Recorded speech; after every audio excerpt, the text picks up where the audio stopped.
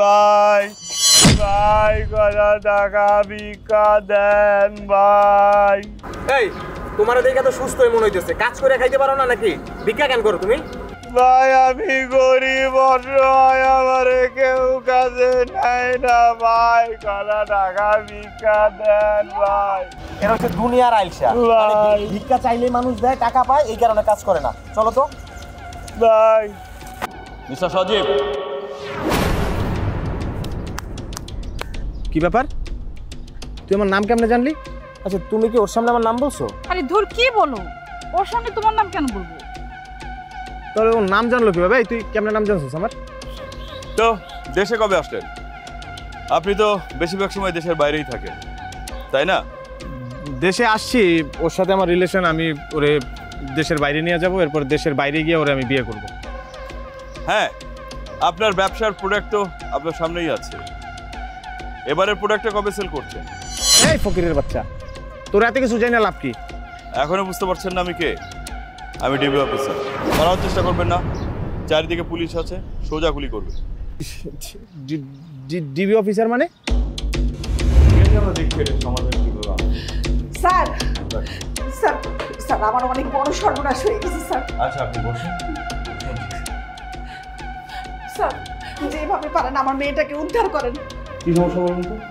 আমার মেয়েটা ভার্সিটিতে পড়তো, মেয়েটা ভার্সিটিতে আসা যাওয়ার সময় এক ছেলের সাথে পরিচয় হয়। ছেলেটা দেখতে একদম সরল সহজ, মনে হয় কিছুই জানে না। আমার মেয়েটাকে প্রেমের জালে ফাঁসিয়ে ওকে বিয়ে করবে এই প্রতিশ্রুতি দিয়ে বলল যে আমরা বিদেশে যাব, পাসপোর্ট করো। আমার মেয়েটাও সরল সহজভাবে সব কিছু বিশ্বাস করে আমাকে বলল। বলার পরে আমিও ভাবলাম যে ছেলেটা দেখতে শুনতেও ভালো, তার ফ্যামিলি ব্যাকগ্রাউন্ডের যা পরিচয় দিল স্যার, আমি মনে করলাম ছেলেটা অনেক ভালো। সেটা শুনেই আমি রাজি হয়ে গেলাম। গত 3 দিন আগে মেয়েটাকে ফোন করে পাসপোর্ট নিয়ে যেতে বললো। আমার মেয়েটা বললো, মা আমার মনে হয় আমার বিদেশে যাওয়ার তারিখ চলে আসছে, আমাকে দেখা করতে বলছে। আমার মেয়েটা গেল দেখা করতে, সেই যে আর বাড়ি ফিরল না স্যার। আমি অপেক্ষার পর অপেক্ষা করে যাচ্ছি, তার ফোনটাও বন্ধ, সেই ছেলেটার ফোনটাও বন্ধ। তারপর আমি ওই ছেলের অফিসের খোঁজ নিতে গিয়ে জানলাম স্যার ছেলেটা এই কাজই করে। প্রত্যেকটা কিশোরী মেয়ের সাথে প্রেমের অভিনয় করে মেয়েগুলিকে বিদেশে পাচার করে দেয়। আমি এখন আমার মেয়েকে কোথায় পাবো স্যার? স্যার স্যার আপনি যেভাবে পারেন আমার মেয়েটার খোঁজ এনে দেন, আমার মেয়েটাকে এনে দেন স্যার। ঠিক আছে, আমি দেখছি কি করা যায়। আপনি এক কাজ করেন, আপনার সমস্ত তথ্য তারেক সাথে দিয়ে দেন, ঠিক আছে?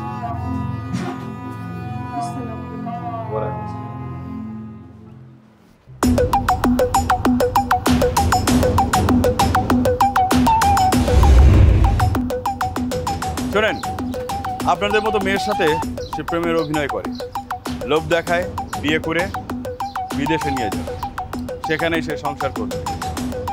তারপরে সে বিদেশে নিয়ে বিক্রি করে দেয়, বিদেশে ঠিকই নিয়ে যায়, তো সংসার করতে পণ্য হিসাবে বিক্রি করবে। বুঝতে পেরেছেন? উত্তরা 5 নম্বর সেক্টর 10 নম্বর রোড, 6তলা বিল্ডিংয়ের 4 তলায় আপনারা থাকেন, ঠিক কিনা? তার মানে উনি যা বলছে সব সত্যি?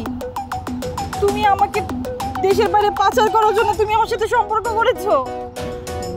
না না, তুমি ওনার কথা কেন বিশ্বাস করছো? আর রাখেন, আপনাদের মান অভিমান থানা গিয়ে দেখবো। চলেন, চলুন।